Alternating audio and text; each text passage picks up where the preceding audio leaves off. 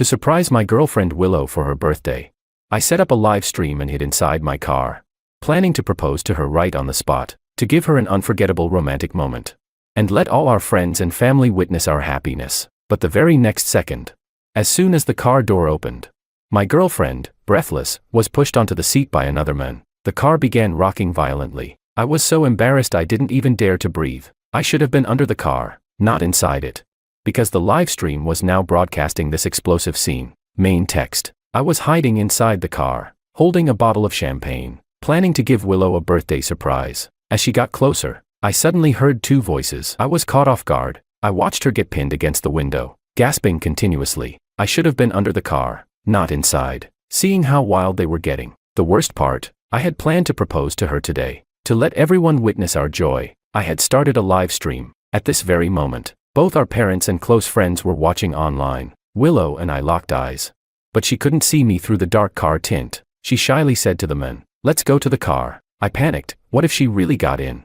The live stream was being recorded by an internal camera in the car. If she came in, she'd be caught on camera. That would be utterly humiliating. I quickly called her. She picked up the phone, saw my name on the screen, and instantly said, "I'm in a meeting. Can't talk right now." I didn't even get a word in. She hung up before I could say anything. Then she turned off her phone. Next thing I knew, the car door opened. The two of them came in, kissing passionately. He pushed her onto the seat, and they were completely absorbed in each other. It was over. Everything was captured on the live stream. I was lying in the trunk of my SUV, stunned. Today was her birthday. I had planned to open the trunk when she came downstairs. You know, that trending setup online. Open the trunk to reveal roses, gifts. Me kneeling beside the flowers, holding a ring. It should have been a romantic proposal.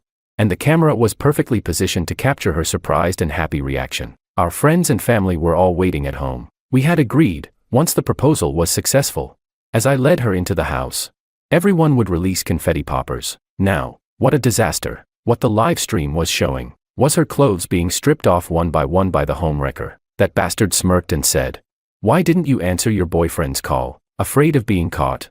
Willow kissed him and replied passionately, "I'm not scared. If you want to play the phone call game, I'll call him right now." The guy laughed and pressed her down onto the seat. "You're really something else," my girlfriend playfully said.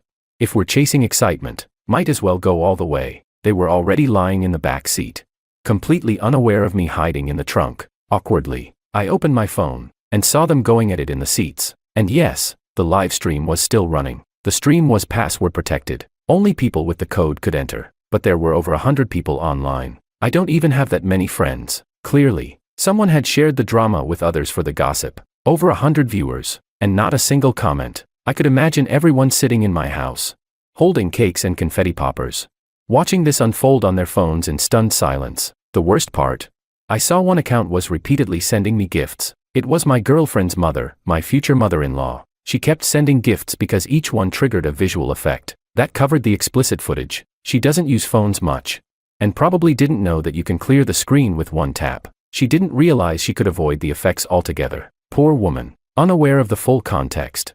She kept burning through her retirement fund, trying to cover up the shameful scene. I couldn't end the live stream, because the streaming app was running on the car's infotainment system. To stop it, I had to operate the car system directly. At that moment, the side guy finally noticed something was off. He asked, "Wait a minute, why is the car running?" My girlfriend laughed and said, "My boyfriend's car can start the AC remotely from his phone. I turned it on before coming downstairs. I didn't want you to feel too hot." The guy exclaimed, "Damn, even his cheap 100,000 renminbi domestic car has that function. My 1.3 million Porsche doesn't even have that." Willow cupped his face and kissed him passionately. "That's why you're in his cheap little car, having sex with his girlfriend," she said playfully. Her words got him so hyped up he started tearing off her clothes. He bit her ear and said, "You're such a tease. He lets you drive his car while he's taking the subway to work every day. And you're still saying nasty stuff like that to me." My girlfriend moaned excitedly. "Yeah, I'm a bad girl. Hearing you say things like that just turns me on more. He's my simp, but I'm your simp." Then came an unbelievably awkward moment, as he kissed her collarbone. He actually started singing, "The one who loves me is madly devoted, but I cry for the one I love, heartbroken, falling apart." Willow giggled while kissing him back and said, "That's right, baby, just like your song." I couldn't understand it. Why would someone sing during sex? Maybe it was their twisted sense of humor.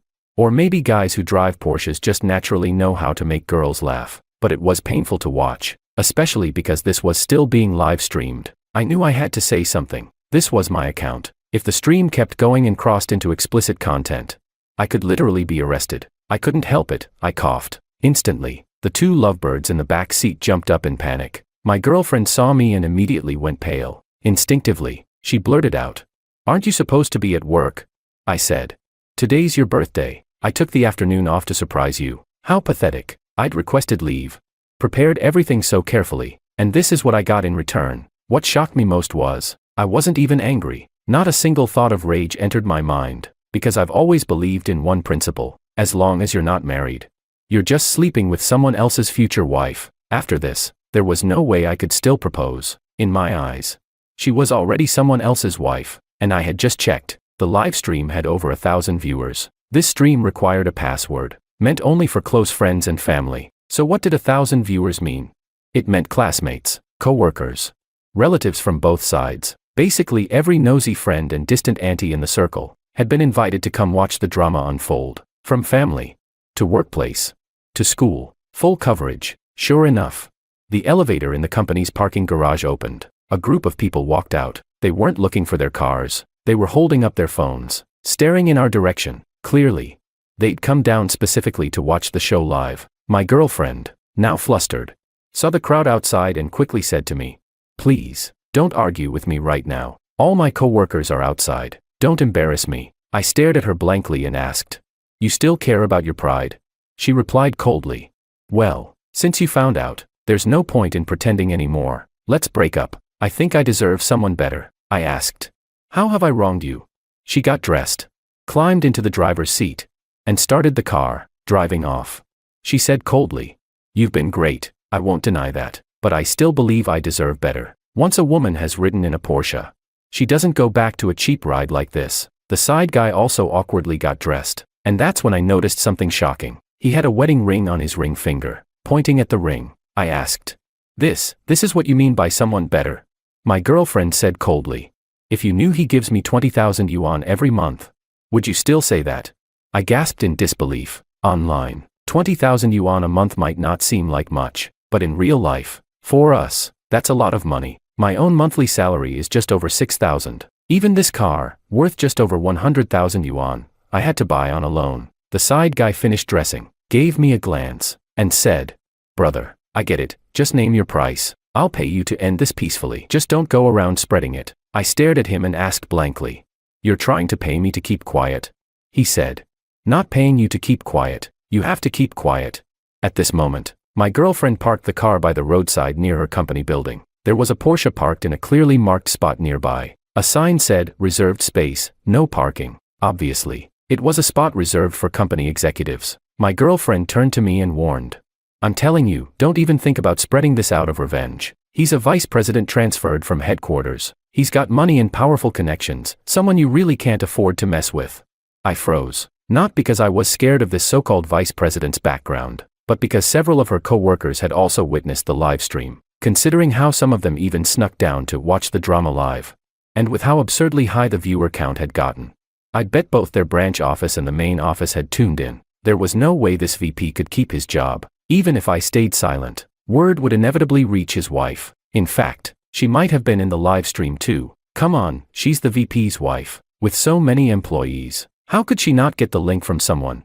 Sure enough, at that moment, the side guy's phone started ringing. He picked it up, and I saw the caller ID. It said, "Wife." He quickly declined the call, then used the quick reply message, "I'm busy. I'll contact you later." But just as he hung up, another call came in, this time from chairman. The guy clearly didn't dare decline the chairman's call. He hesitated. My girlfriend, now looking uneasy, said, "You probably should answer the chairman's call. Maybe it's something important." The guy stared at me, eyes full of tension. Finally, gritting his teeth, he said, "Forget it. I can't risk it. I don't trust what he might say." He rejected the chairman's call as well, using the same quick reply message. No doubt about it, his wife and the chairman were both watching the live stream. He quickly powered off his phone, then said, "I'll just call them back later and say my phone ran out of battery and I just plugged it in." My girlfriend nodded. "That works. That sounds believable." I sighed. He really shouldn't have turned it off. If he'd left it on, Someone might have texted him a warning. Watching my girlfriend worry so much, for someone else, I felt a strange and indescribable emotion building inside. She got out of the car, walked around to the back, and as the trunk opened, the balloons and flowers I had prepared appeared before her eyes. So awkward. Originally, the camera was supposed to capture her joyful expression, but now, her face was nothing but cold and indifferent, which made sense. After all, we had already completely fallen out with each other. My girlfriend said coldly, "Fine, it's my fault. Take back your flowers and gifts. Let's just make things clear. Name your price. How much do you want to keep this a secret?" I opened my mouth bitterly and said, "Do you really think I'm the kind of person who'd blackmail someone over this?" She replied, "I just want safety. He signed a prenup, and I can't ruin him financially." I glanced at the other man, the homewrecker. His wife was probably already on her way to the courthouse. I asked, "I've taken care of you all these years. When you were doing everything to protect him, did you ever think about how I felt?" My girlfriend said impatiently, "You already caught me cheating. Why would I still need to care about your feelings? Can you be a little more realistic?" I let out a deep sigh. She was right. At this point, we really didn't need to care about each other's feelings anymore. There was no way I'd ask them for money. If they called the police, it would count as extortion. I've lived an honest life. I would never break the law. Besides, even if I did agree to keep it quiet, it wouldn't matter. Everyone already knew. I said, "I don't want money. I won't say a word. Let's just break up. I'll return the engagement ring." My girlfriend looked surprised. "Didn't expect you to be this cooperative. I thought you'd cling on and refuse to let go. Since we're breaking up, let's do it cleanly. Let's go back and pack up our stuff. I'll move out of your place." I instinctively said, "I'll pack your things for you. You don't need to come upstairs." Honestly, I was thinking about her safety. Our friends and family were still inside, some awkward, some furious. If she came back with this guy, it might trigger a group fight. It could even get her beaten to death. No matter what, we had once loved each other. I didn't even want to imagine what would happen if she walked through that door. But she didn't appreciate the gesture. She said, "No, I have to go back." He gave me cash, and I hid it. "I want to take it with me." I said, "You can tell me where the money is. I'll bring it down to you." The homewrecker suddenly sneered, "You think we're that dumb?" My girlfriend was stunned. "Why can't he help?" The guy said, "You think he doesn't want hush money because he has morals? No, he's just scared to leave a record of a money transfer. That way, we can't report him for blackmail." She fell into deep thought and said, "I get it now. You gave me all cash. If he takes the money, and I report it, I wouldn't even be able to tell the police how much was stolen. It would end up dragging you into it too." The guy nodded in approval and said, "You're smart." She suddenly got angry and snapped at me. "So that's why you were being so nice. You're the one playing dirty. I should have known. Poor men are the most calculating." I almost fell for it. Then she turned to the guy, eyes full of gratitude and admiration, and said emotionally, "Thank God you were here. No wonder you're a VP. You really are sharp." Only then did I understand the truth of a certain saying, sincerity is the most lethal weapon. I had been sincere the whole time, but here they were, spinning wild conspiracy theories. And the worst part, their theories were disturbingly clever, logical and well-structured. Even I almost believed them. Just as I was about to explain the live stream situation, the homewrecker pointed his finger at my nose and said seriously, "Remember, you said you don't want money. But if you dare to say a word about this, guess what I'll do?" I asked, "What will you do?" He said, "Sure, I'll lose everything in the divorce. But trust me, I'll set aside hundreds of thousands before that and hire someone to break your arms and legs. One arm costs $200K. There are plenty of people out there who'd do it." I really didn't expect him to threaten violence, to say he'd pay someone to cripple me. But the most important thing, it was all caught on camera. Over 1,000 people could testify to it. This guy wouldn't just lose everything in his divorce, he'd be facing arrest too. I was lost in thought, but my girlfriend seemed to think I didn't believe her. She sneered and said, "You'd better listen to him. Last month, a janitor from our company saw us. That janitor tried to blackmail us, and then she got into a car accident. You think that was a coincidence?" In that instant, I was completely stunned. There were thousands of people watching the live stream. And she just said that out loud. If what she said was true, wouldn't that guy, her affair partner, end up rotting in prison? He glanced at me and said calmly, "That kind of coincidence could happen to you too." After saying that, he got out of the car. I saw him open the Porsche door with gentlemanly elegance and let my girlfriend into the passenger seat. Suddenly, he took out 2 bundles of cash from the Porsche and tossed them into my trunk. He said, "I'm a man who uses both kindness and pressure. Here's 20,000 yuan. Call it emotional damages. As long as you keep your mouth shut, nothing will happen to you. I'll escort her back to pack her things." Then he got into the Porsche and started the engine. I had initially wanted to warn them, but now I no longer cared. I meant well, but they had already threatened my safety. So let it be. If they end up beaten to death, so be it. After all, My family definitely wouldn't lay a hand on them. It was her family who just got utterly humiliated. The Porsche was fast, but we were in the city, so we were basically driving side by side. At this point, they didn't even bother hiding it anymore. While waiting at a red light, I saw my girlfriend throw herself into his arms, kissing him passionately, completely unconcerned that I was right beside them. It was as if breaking up with me meant dropping a heavy burden. I couldn't stand the atmosphere, but I still had to follow them back home. To my surprise, this incident had spread far and wide, because downstairs at our building, a crowd of neighbors had already gathered. When we got out of the car, they all stared at us, some even pulling out their phones to confirm it was really us. There were even people upstairs peeking through their windows. No doubt the live stream had been shared to the building's residents group chat. My girlfriend stepped out of the Porsche, noticing all the whispering in the cameras. She actually looked proud and said to me smugly, "See that? Do you know what they're filming? This is what it means to step out of a luxury car: beauty, money, and attention. This is the life I deserve."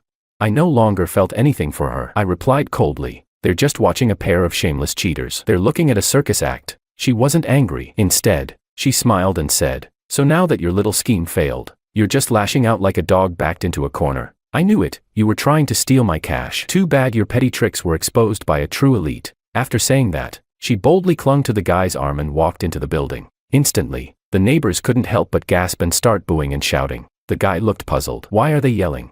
My girlfriend said, "I was with him for years. The neighbors all know me. Now they're probably just shocked to see me with someone else." He asked, "Won't this hurt your reputation?" She shook her head and said, "It's fine. I'm actually happy. These people have watched me get out of cheap cars for years. They must have looked down on me. But now they've seen me get out of a Porsche with their own eyes." He stroked her head and said tenderly, "Once I find the right moment to get divorced, I'll buy you a Porsche." Hearing that, my girlfriend was instantly thrilled and kissed him in public. The crowd of neighbors burst into even louder uproar, but my girlfriend had completely lost control. While kissing the guy, her side piece, she even glanced at me with a provocative and disdainful look. At that moment, the elevator doors opened. Our landlord stepped out and happened to see her kissing the guy. He immediately started shouting, "You slut. I can't believe I rented my place to someone like you." My girlfriend froze, unable to believe it. "What did you just call me?" The landlord roared. "I said you're a shameless whore, a skanky homewrecker." She instantly flew into a rage, but the guy quickly held her back and gently said, "Don't bother with people like this. You're moving out anyway. I'll get you into a 5-star hotel tonight." My girlfriend huffed and said unhappily, "They don't know anything and just assume I'm some homewrecker." I was stunned, but she was a homewrecker. Once we were in the elevator, she seemed to be thinking deeply, then suddenly turned to me and asked, "Did you say something to the landlord? Did you tell him what happened?" I replied, "I didn't." She snapped, "Then why did he curse me the moment he saw me? A normal person would at least ask what's going on, but he didn't even ask, he just went off on me. You must have told him." I answered honestly, "He knew I was planning to propose to you. The bouquet was too big, so he helped me carry it out earlier." My girlfriend suddenly understood and glared at me viciously. "It better be just that. If I find out you told anyone about this, I swear you'll regret it, just like that janitor last time." Just as she said this, a police car suddenly pulled up in front of the building. The officer in the driver's seat saw us and pointed urgently, shouting, "Hey, hold up." But it was too late. The elevator doors slowly closed. My girlfriend quickly pressed the open button, but the doors didn't reopen. She muttered, "Ugh, it closed. Guess the police will take the next one." The guy held her in his arms, kissed her on the forehead, and said softly, "It's fine. They can wait for the next elevator." I rolled my eyes. The cops were clearly coming for them. They had just openly admitted on livestream to hiring someone to hit the janitor with a car. More than 1,000 people were watching, including almost all their co-workers. Whether they were bluffing or not, if a janitor at their company had actually been hit recently, the company would have already reported it to the police. That's a serious felony. They could be looking at life in prison, or worse, even the death penalty. As the elevator slowly rose, my girlfriend, clueless about the catastrophe awaiting her, snuggled happily in the guy's arms and said, "I'm so happy. Once I move out, I can finally text and video call you openly, without worrying about anyone finding out." The guy replied gently, "Baby, just be patient. Once I get the divorce, I'll make sure we can be open too." Right then, the elevator arrived at our floor. My girlfriend hugged him and beamed, "This is the happiest day of my life." The doors slowly opened. Outside, a massive crowd filled the hallway. The corridor, once decorated with balloons and flowers, was now torn apart, everything scattered on the floor. My former future-in-laws stood at the doorway, faces ashen with rage. My girlfriend, still smiling moments earlier, was instantly frozen when she saw her parents. She stared at them, dumbfounded. Dad, Mom, what are you doing here?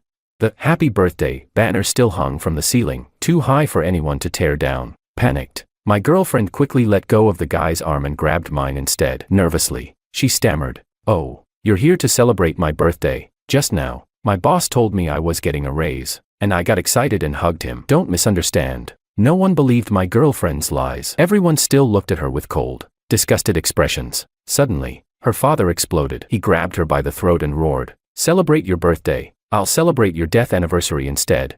The sudden violence left my girlfriend completely stunned. She was yanked out of the elevator roughly, still clueless about what was going on. Panicked, she turned to her mother and cried out for help. "Mom." But that word, "Mom," didn't awaken any motherly love. Not only did it fail to move her mother, it triggered something terrifying. Trembling, her mother pulled a fruit knife out of her pocket and lunged straight for my girlfriend's throat. The ferocity of the attack shocked everyone into momentary paralysis. Luckily, someone managed to grab her mother's arm in time. The knife missed her throat, but still sliced deeply across her face. It was clear her mother had completely lost control. She screamed hysterically, "I gave birth to you. I can kill you too. I'll kill you now, then kill myself."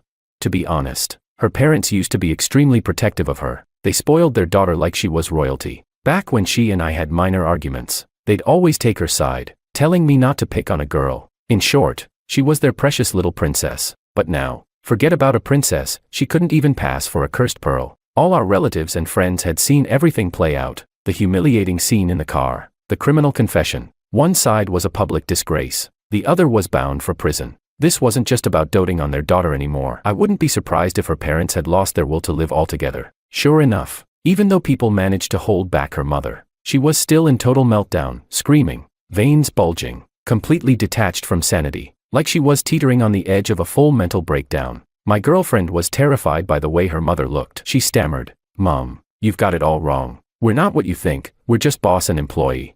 Then she touched her own face. The moment she felt the blood, she broke down in tears, crying, "Calm down, you've scarred my face."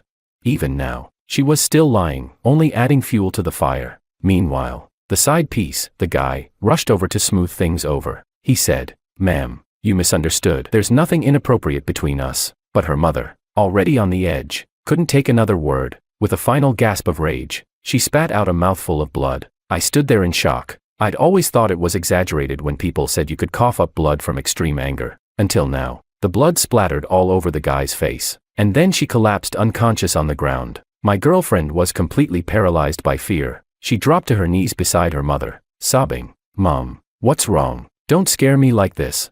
Right then, her father walked over and kicked her aside with brutal force, shouting, "Don't you dare call her mom. Don't call me dad either. We don't have a daughter as shameful as you." The guy, now shaking all over, stammered, "This is all just a misunderstanding. Please, calm down." He hadn't even finished his sentence when someone punched him flat to the floor. I couldn't even tell who threw the punch. At that point, the whole scene had devolved into a full-blown brawl. The hallway was packed. People surrounded the guy, throwing fists and kicks at him. He tried multiple times to crawl toward the elevator, but every time someone dragged him back, fists slammed into his face, feet kicked into his ribs. Very soon, the guy was lying there like a battered dog, half dead, and my girlfriend wasn't spared either. After her father kicked her down, he actually grabbed the same fruit knife her mother had used. Emotionally shattered, he said, "Your mother was right. We should kill you, and then we'll end ourselves too. We've lost all dignity. We don't deserve to live." My girlfriend was crawling on the ground, trying desperately to escape her father. She sobbed, "I told you, it was just a misunderstanding. Why won't you believe me? Why are you framing innocent people?" I sighed and said, "They're not framing you. They saw everything you did." My girlfriend froze and looked at me blankly. What are you talking about?" I said, "To let our friends and family witness our love. The proposal was live-streamed from the beginning. Everything you did was caught on camera." At that moment, a flicker of fear appeared on my girlfriend's face. She said, "Then those co-workers who ran downstairs to see me and those neighbors who came out." I replied, "Yes, everyone in your life knows what happened. And the same goes for everyone in his life." My girlfriend lost it. She grabbed my collar and screamed hysterically, "Why didn't you tell me? We loved each other once. Why would you do this to get revenge on me?" I said, "I tried to tell you from the start. I called you and told you not to get in the car, but you told me you were in a meeting." She dropped to her knees, looking up at me blankly. I continued, "Then I tried to warn you again. I offered to come up and help you pack your things, but you didn't listen. You thought I was trying to skim you for money." She swallowed hard and asked, "Couldn't you just have been more direct?" I said. I wanted to, but then the two of you threatened me. You said you'd pay 200,000 yuan to have my arm broken, and even said you'd hit me with a car. Since you wanted me dead, why would I protect you?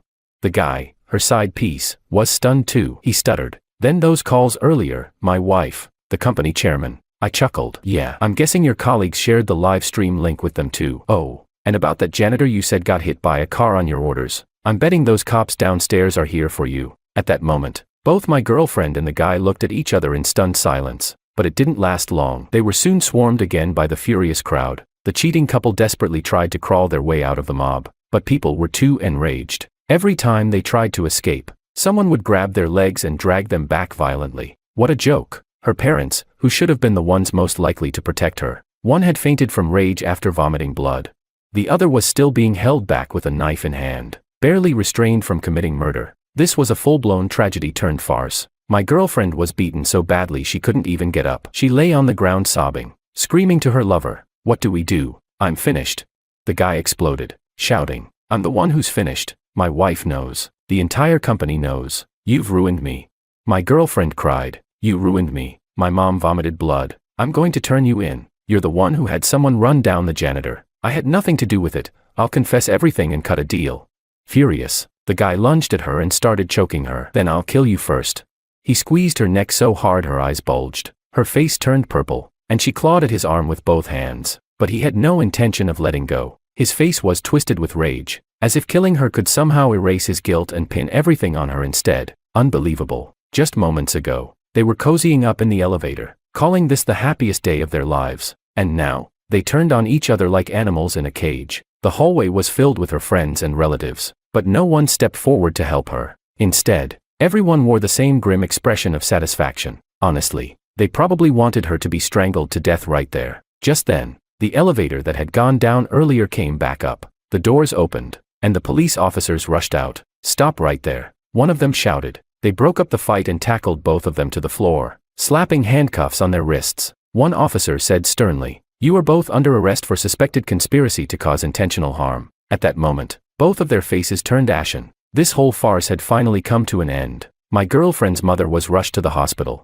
As for those who had been part of the beating, everyone claimed they hadn't touched anyone. Turns out someone had covered the hallway security camera with a cloth earlier. But the most unexpected part, the one rushed into intensive care wasn't her mother, it was my girlfriend. She had suffered high-level spinal cord damage. She was completely paralyzed from the neck down, all because the guy had choked her so violently that the bones crushed her spinal nerves. This was the most severe type of injury, one of the worst kinds of permanent disability there is. The side piece was already guilty of hiring someone to run over a janitor with a car. With the additional charges stacked up, he was sentenced to the maximum penalty allowed by law, life imprisonment. He didn't even get to keep his assets, because of the prenup and the fact that he was now a convicted felon. His wife took everything and left him with nothing. As for my ex-girlfriend, she never made it to trial. After all, what was the point? She was already paralyzed from the neck down. She couldn't stand, couldn't sit. All she could do was lie in bed, relying on others for care. She couldn't even control her own bladder or bowels. The worst part?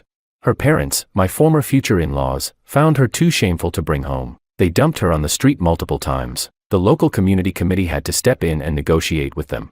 But the parents just responded aggressively. "Fine. Arrest us. We'd rather go to jail than take care of such a disgrace of a daughter." In the end, my ex-girlfriend was sent to a state-run care facility. No family, no friends. She couldn't walk, couldn't sit up, and would have to live the rest of her life in that painful condition. One time, I couldn't help but go visit her. When I arrived, I saw a caregiver who clearly wasn't very friendly. She had just helped my ex-girlfriend change her clothes when she soiled herself again. The caregiver lost her temper, grabbed her by the hair, and slapped her hard across the face, twice. My ex-girlfriend didn't dare say a single word. She just lay there, crying. Watching this unfold, I felt it was too cruel. Then someone at the care facility quietly pulled me aside and told me, "That caregiver is new. She used to work in janitorial services. Got hit by a car not long ago, broke her leg. She got a good compensation payout, but she couldn't stay idle, so she came here as a volunteer." Everyone said the same thing. "She's someone who's been through the rain. That's why she holds the umbrella for others." And the moment I heard that, I understood everything. If she wants to hit her, let her. My ex-girlfriend deserved it. I kept my identity as the young heir of a wealthy family hidden to help my girlfriend's family through a financial crisis. By chance, I found out she had secretly posted a tweet about marrying someone else. From now on, My true love will also be the one lying next to me. The photo attached was of her and another man kissing by the sea. I recognized him at a glance. He was my assistant. Someone commented jokingly below, "What about your so-called pure love war god?" In less than a minute, my girlfriend replied, "Compared to young Master Ku, he's not even qualified to stand in front of me." At that moment, my heart turned to ash. I immediately cancelled all collaborations between the Ku group and her family and threw away the pigeon egg-sized diamond ring I had prepared for my proposal. Chapter 1. On the very day she learned the deal with the Ku group had fallen through, Emily came straight to find me. She threw the documents in her hand directly at my face. "Oscar, what the hell is in your head? Why did the Ku group cancel the partnership?" Her face was dark, her voice sharp and domineering, a complete contrast to the sweet image of her kissing someone else at sunset. I knew why she was so furious. For a no-name small company to finally establish ties with the Ku group meant endless future wealth. I said nothing. I silently pulled out the screenshot of her tweet. Ironically, I couldn't see her posts as her official boyfriend. It was only through a work phone from Ku group that I stumbled upon it. When Emily saw the screenshot, a flicker of panic crossed her face, but she quickly composed herself. A contemptuous smile curled on her lips. There wasn't even a trace of shame. "So you snoop on my phone? I didn't think you were that kind of person." "Well, since you already know, I'll tell you the truth. My family only got through the financial crisis thanks to young Master Ku's secret support. And you, aside from being somewhat capable at work, you're of no help at all to my family." Everyone at Lin Corporation stopped working and perked up their ears to catch the gossip. Their scornful and disdainful gazes stabbed at me like steel needles, suffocating me. Mr. Lin dispersed the crowd, his shrewd and calculating face full of veiled mockery.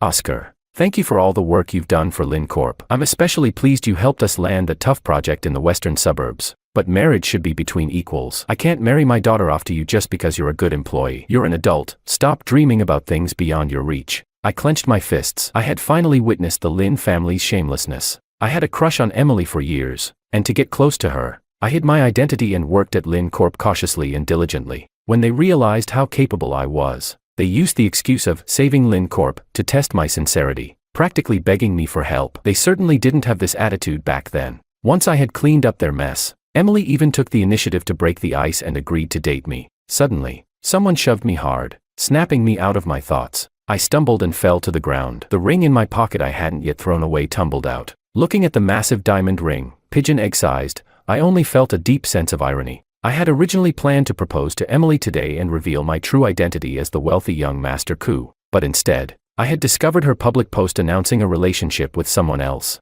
Well, look at him, trying to act all fancy with a big diamond ring. Bet it's a plastic toy from some website, trying to scam our Emily Lin. Mrs. Lin retracted her hand, her gaze fixed on the ring with cold ridicule. The nearby co-workers were stunned, probably thinking an average guy like me could never afford a real diamond ring. They began whispering behind my back, "This guy is such a poser. A pigeon egg-sized diamond. As if he could afford it. It's probably glass. If our President Lin's daughter really marries him, she'll have to wear that glass rock her whole life. Haha."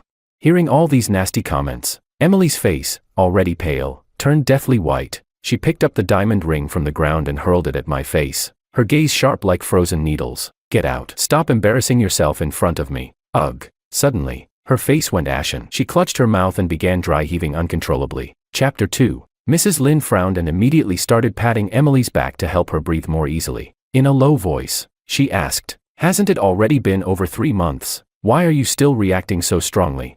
Though her voice was soft, I heard every word clearly. I watched as Emily smiled and gently stroked her belly with affection. That's when I realized I'd been thoroughly cheated on. "Is it young Master Ku's?" I asked, my voice trembling, feeling like my heart was bleeding. We had been together for 3 years, and I'd had those kinds of thoughts before, but Emily claimed to be conservative and wouldn't accept anything intimate before marriage. I respected her, understood her, and in return, she planted an entire field of green on my head. Once the wave of nausea passed, Emily straightened up and nodded proudly. "Yes, only a man as outstanding as young Master Ku is worth giving my all to." I moved my lips and gave a bitter, self-mocking smile. Let's just hope she doesn't regret it once she learns the truth. Just as the atmosphere was growing tense, Lin Corporation's secretary came rushing in from outside. He was shouting breathlessly, "President Lin, I found out, the termination of the contract came directly from young Master Ku himself."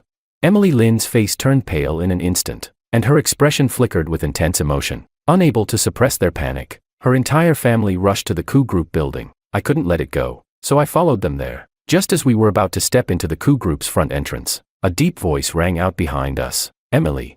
The Lin family froze in their tracks and turned around in unison. It was the new assistant I had never met, Joseph. I had remained at Lin Corporation and specifically asked the coup group to assign me a new assistant. He and I had never met in person, only communicated online. Joseph, did you cancel the contract? Emily immediately demanded as soon as she saw him, but Joseph walked right past her, his mocking gaze landing coldly on me. So you're the one who's been pestering her, the Oscar in charge of this deal? I instantly sensed his unprovoked hostility toward me, just as I was wondering why. That unsettling energy suddenly vanished. Yes, that's him, Emily replied, caught off guard by his question, worried he might misunderstand. She quickly explained, but I've already cut ties with him. He followed us here on his own. That's right. Our Emily is head over heels for young Master Ku. He's just a toad lusting after a swan, shamelessly chasing her around, Mr. and Mrs. Lin added, glaring at me while eagerly backing her up. Joseph narrowed his dark eyes and wrapped his arm around Emily, an amused glint flickering beneath them. I see. Funny thing is, I found some problems in the contract materials Lin Corp submitted. Maybe someone was sabotaging it from the inside. His comment was clearly aimed at me. Emily's face instantly darkened. Without thinking, she raised her hand and slapped me across the face. Despicable. You couldn't have me. So now you want to destroy Lin Corporation. If you don't revise the contract today, I'll make sure you're never allowed back at Lin Corp again. Everything happened too fast. I didn't even have time to react. Holding my burning cheek, I stared at Emily in disbelief. That contract had already passed all levels of coup group review. Today was supposed to be a mere formality. Emily, don't you think his words sound suspicious? Only then did Emily start to realize something. Meeting my pained gaze, she hesitated, pulling her hand back and turning to Joseph with uncertainty. I had no interest in explaining further. Swallowing my bitterness, I turned to Joseph with a meaningful smile. Imposter, what's stolen will never be yours. Do you dare show her your ID? Joseph's eyes widened sharply, and for a moment, he was visibly panicked. Emily, thinking he was just angry, shoved me in an attempt to stand up for him. Oscar, watch your mouth. If Joseph isn't young Master Ku, then what are you? Look at yourself. What right do you have to compare to Joseph? Dad, Mom, come help.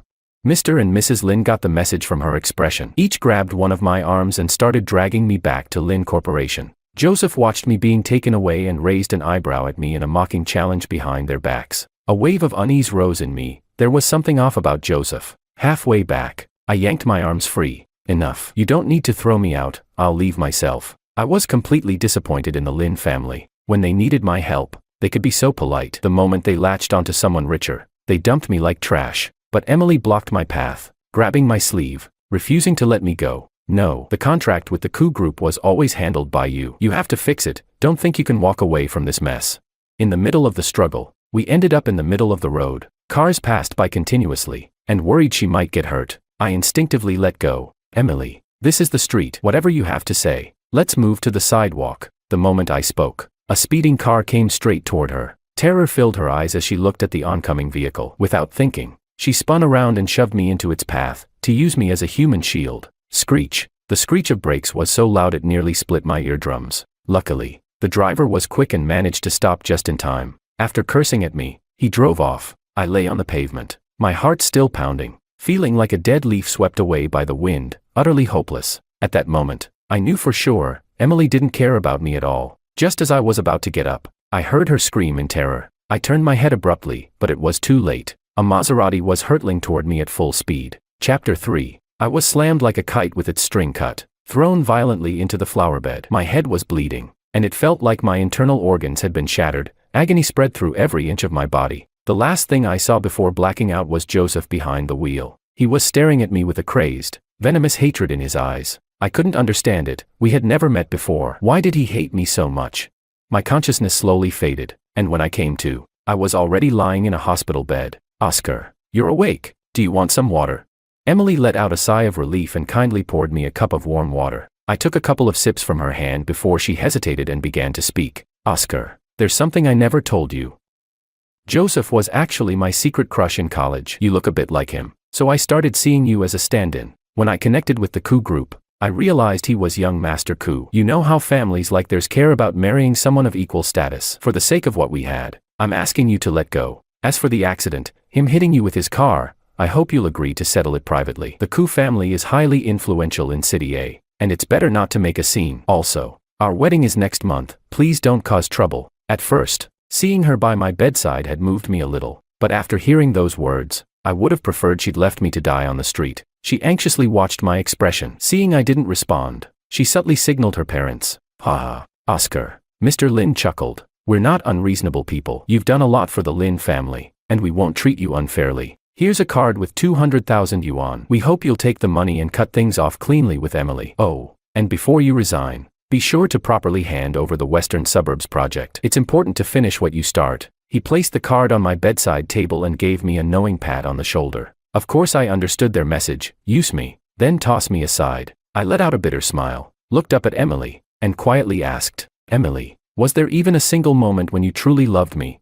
I stared at her, not letting a single flicker of emotion on her face escape me, but after a long silence, she lowered her head and avoided my gaze. Unable to answer, all the hope and longing I once had crumbled instantly, leaving behind only a hollow emptiness. I didn't ask again. I respected her wishes, treating it as my final gesture for the relationship we had. But what I didn't expect was, they used the Western Suburbs project they took from me to curry favor with Joseph. He barely understood the project, and during execution, major errors occurred. Shoddy work and corner cutting turned the site into a death trap. A worker fell and died. When Emily showed up with the police to arrest me, I finally realized she had pinned all the blame on me to protect Joseph. "Emily, do you even have a heart?"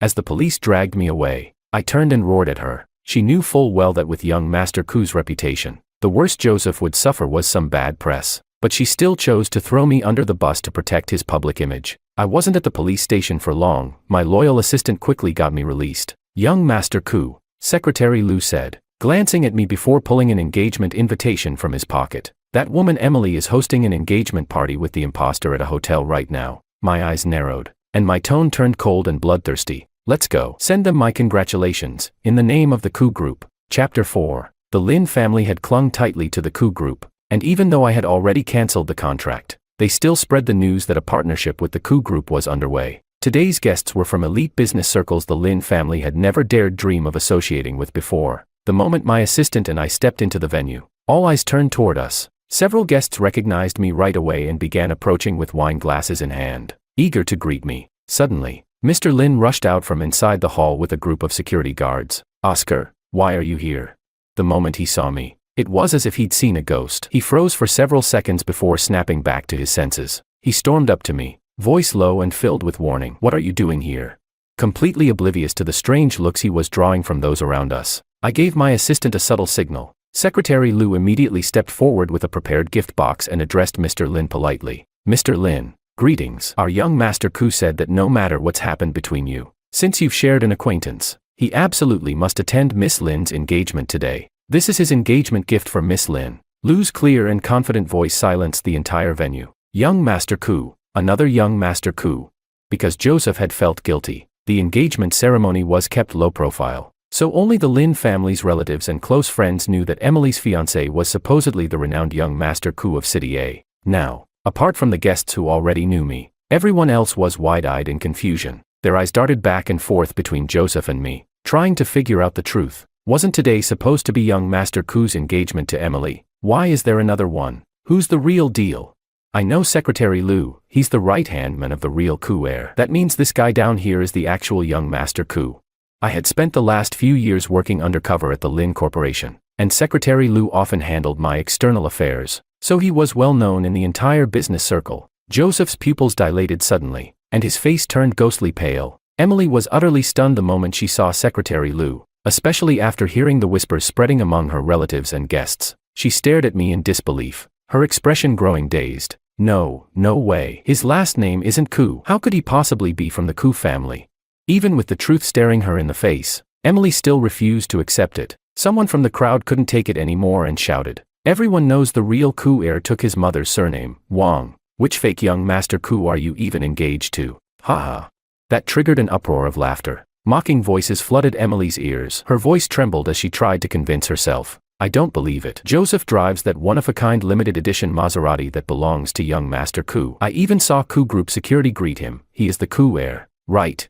It sounded like she was trying to convince herself more than anyone else. She turned desperately to Joseph, who was already frozen in panic. But he didn't give her the answer she needed, and Emily looked like she was about to break down. Joseph, now struggling to protect himself, wouldn't dare admit anything. I leisurely watched them fall apart, a hint of amusement tugging at the corner of my lips. I offered helpfully. He's a new assistant I hired, assigned to remotely coordinate with your family on the contract. I just didn't expect he'd steal my identity and try to steal my fiancée too. I pulled out my phone and showed our chat logs, displaying the work instructions I had given him one by one for everyone to see. Secretary Lou pushed his gold-rimmed glasses and took out Joseph's onboarding documents and salary records from his briefcase. Miss Lynn, please take a look. Emily's fingers trembled slightly, an involuntary reaction that betrayed her inner panic. The banquet hall was instantly silent. Everyone had the sense to keep quiet and fix their eyes on Emily at center stage. Moments later, a hoarse, broken voice suddenly rang out. Joseph, is what he said true?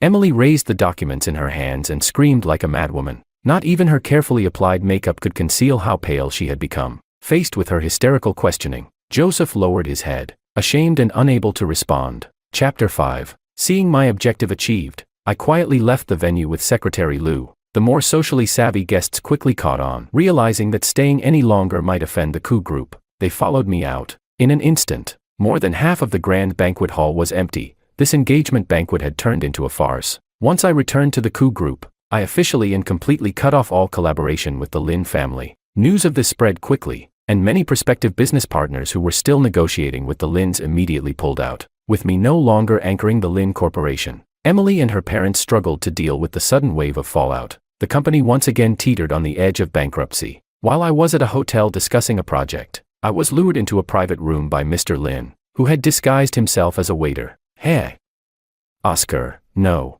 Young Master Ku, forgive me for seeing you this way today. I really had no other choice. After all, the Lin Corporation was built up by your hands. You wouldn't want to see it go under again, right? I know Emily hurt your feelings because she couldn't see your worth, but she was deceived by Joseph too. I've brought her here today to sincerely apologize. You can punish her however you like. Mr. Lin groveled before me, full of false humility. Just the sight of him was revolting. I kept my expression cold and was about to leave. But Mr. Lin quickly stepped in front of me and kept giving Emily meaningful glances. Hearing slow, hesitant footsteps behind me, I paused and turned. Oscar.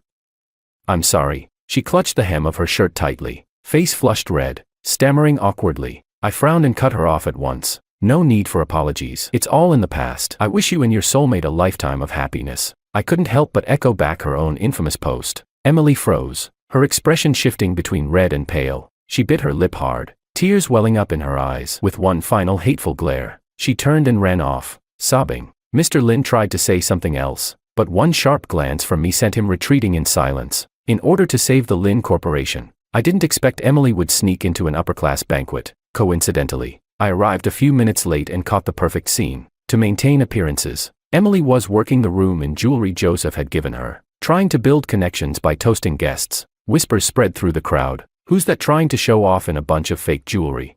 I heard she's the daughter of a small company CEO, offended young Master Ku, and now her family's about to go bankrupt. So she's the woman Ku used to like. Not much to look at. That bracelet of hers is so obviously fake, definitely made of glass. Emily trembled violently, her entire body shaking like a leaf. Ashamed, she tore off the bracelet and fled in humiliation. I quietly followed, knowing her. She'd definitely confront Joseph. Sure enough, I found her in a shady bar where Joseph was already drunk and loudly venting to another woman. You have no idea how easy she was to fool. I just gave her a car and she really believed I was the Ku heir. What a vain little thing. All that jewelry I gave her, bought in bulk for 100 yuan, and she treasured it like gold. What a clown. Emily staggered back 2 steps, her body trembling with rage and disbelief. His every word was a knife slicing into her already battered dignity. Suddenly, her phone rang. Her mother's panicked voice came through. Emily, come home quick, your father's in trouble.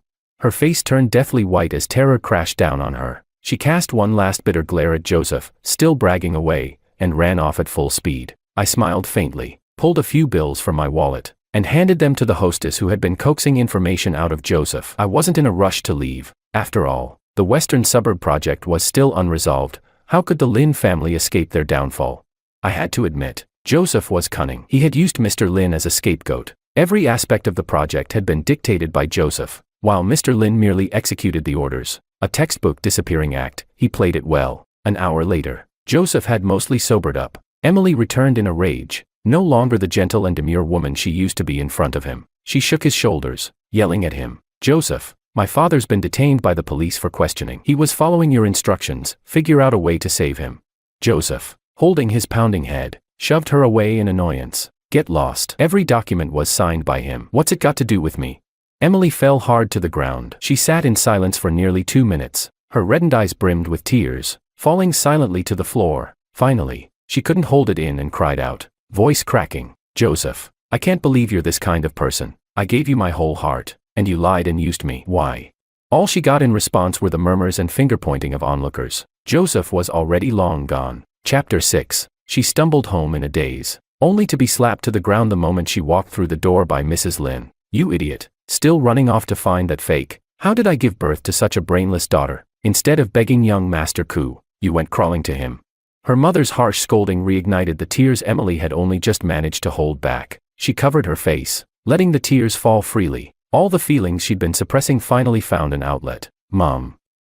I liked him back in college. He was like the moon in the sky, distant, untouchable, but I still found a way to get close. I deliberately tucked a maple leaf bookmark into his book. But before I could confess, he transferred schools. Now we've met again after all these years. Even if he lied to me, it's not so easy to kill off a years-long crush. I don't know what to do anymore. Oscar probably hates me now. Who else can I turn to? I was standing outside her house, hearing her anguished cries. My heart surged with waves of turmoil I couldn't suppress. I didn't even know how long I stood there, or when the sobbing inside had stopped. Suddenly, I snapped out of it and stepped back, accidentally knocking over the trash can near the door. Its clatter jarring in the still night air. Emily rushed out. When she saw me, there was a flash of embarrassment on her face, but she quickly composed herself and stared at me with mixed emotions. You here to laugh at me?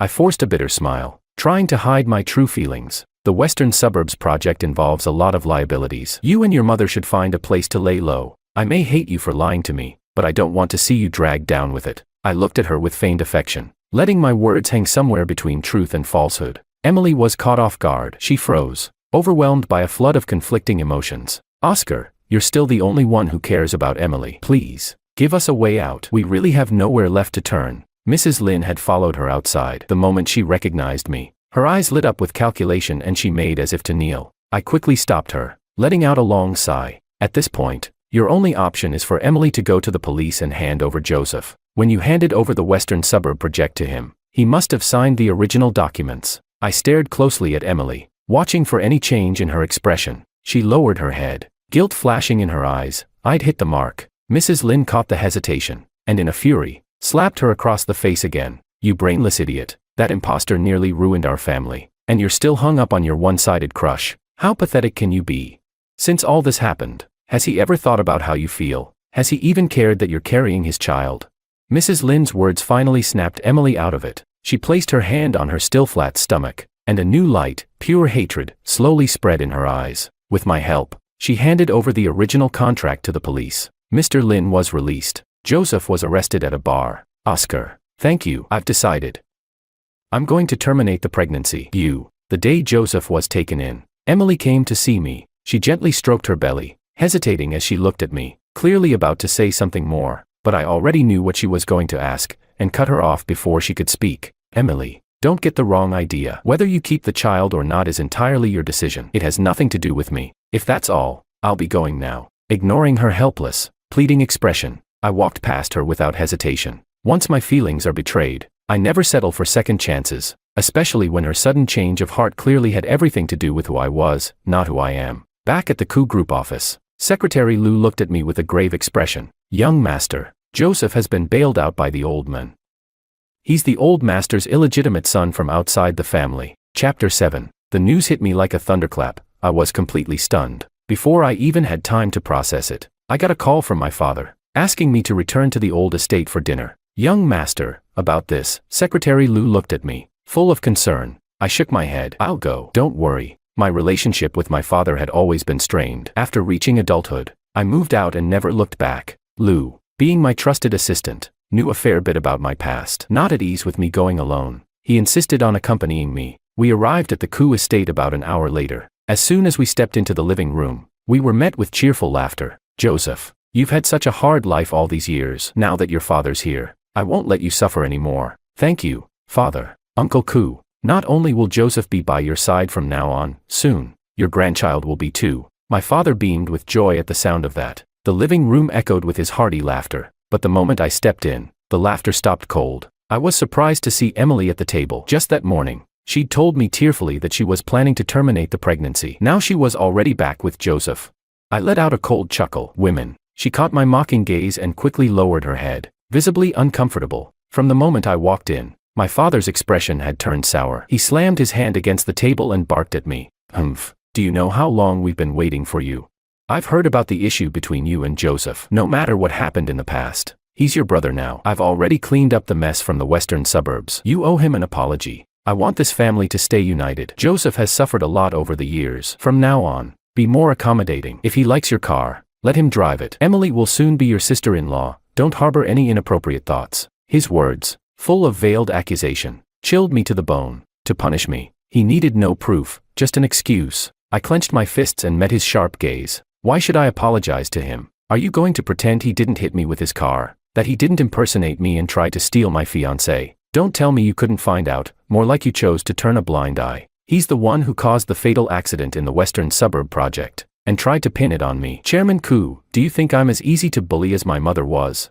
My mother's death was the unspoken rift between my father and me. Back then, he had neglected her for the sake of a mistress. He showered the other woman with love while ignoring his own wife, which eventually drove my mother into deep depression, ending in her suicide. Since then, I had never once called him father. That wound was one he didn't like touched. My mother's death reminded him too clearly of what he'd done. Enraged, he jumped to his feet and slapped me hard across the face. You unfilial son, you really did inherit your mother's petty, narrow-minded nature. Emily's already explained everything to me. It was all your manipulation. Get to the study and kneel.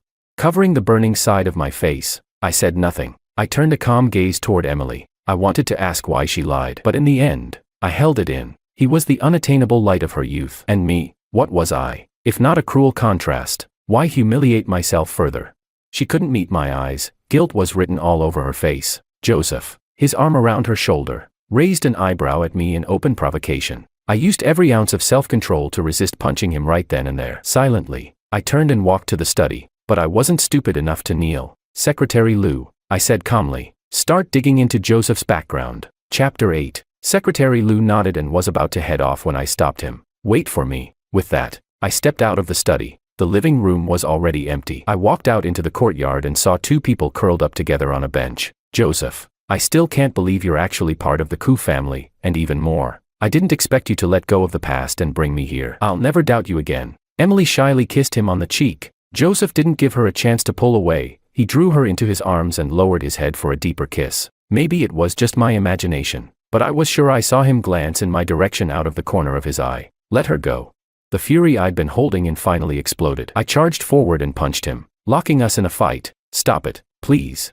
Emily, mindful of her pregnancy, could only stand aside anxiously, unable to intervene. The commotion quickly alarmed my father. He rushed over and had people pull us apart. What kind of disgraceful behavior is this? Oscar, you've really let me down. My father was livid, but seeing Joseph curled up in pain on the ground, he had no choice but to swallow his anger for now and send Joseph to the hospital first. Oscar, Emily looked at me with guilt, hesitated, then silently followed after them. I wiped the blood from the corner of my mouth, lips curling into a calm smirk. Lifting my hand, a single hair appeared in my palm. Secretary Liu, take this for a paternity test. That night's events didn't go unnoticed. The media had captured everything and turned it into headline gossip. Illegitimate son returns and snatches Koo heir's woman, shameless.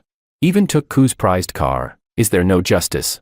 That woman isn't innocent either, jumping between two brothers like a soap opera. Public opinion sided with me. Condemnation of Joseph flooded the internet. When Joseph was discharged from the hospital, he had to sneak back. He didn't even dare take a Koo family car. I lounged in the Koo estate all day, scrolling through the news with immense satisfaction, until, unexpectedly, I saw a video Emily had posted defending Joseph. Please don't be manipulated by people with bad intentions. The only person I've ever loved is Joseph. Oscar is just bitter because he couldn't have me. So now he's hiring trolls to slander us. Open your eyes. Everyone, don't be fooled. Besides, I'm already carrying Joseph's child. I would never betray him like that. The comments below quickly began to turn in her favor. Some even began questioning the moral integrity of the Koo family itself. I hadn't even finished reading the comments when a slap landed on my face, again. My father was raging, red in the face as he pointed at me and shouted, "Shameful brat, just like your mother, jealous and petty.